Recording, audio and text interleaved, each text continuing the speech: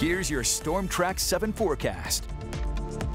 I'm Storm Track 7 meteorologist Joy Bettenhausen. If you have not stepped outside today, go ahead and do that. It's beautiful out there. We've got our sunshine, we've got our warm temperatures.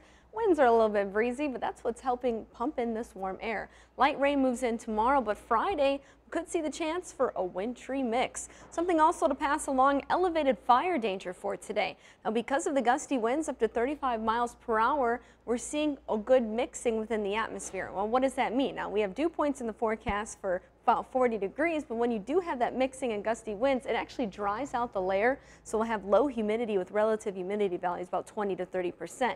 Put all these together, just not a recipe for burning. Maybe you can push that off a day or two. Something to keep in mind, especially if you planned on doing that.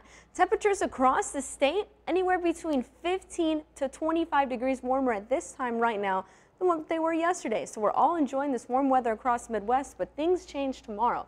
This is midnight tonight, looking into Thursday morning. There'll be a cold front that'll start to drop south throughout the morning hours into the day. A couple light isolated showers or sprinkles will be possible in our northern counties first, and then as that cold front starts to fall and kind of sag in between and bisect our viewing area, we'll see those rain chances shift further south and east.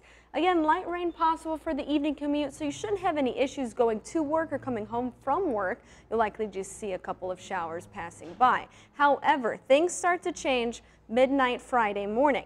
Likely whenever the cold air arrives coming behind the system is when we'll see some of this rain change over to a wintry mix. Still a lot of agreement in trying to figure out, okay, how soon will that cold air filter in? Around midnight or later? Also, how long will we have this cold air? How long will it change over, it be even colder and change from a wintry mix to snow potentially? So these are all things we're still trying to iron out here, but it does look like there's an area-wide threat for at least a little bit of a wintry mix. Models are also trying to show that likely this wintry mix or snow will last through potentially the Friday afternoon and evening commute, so something to be aware of.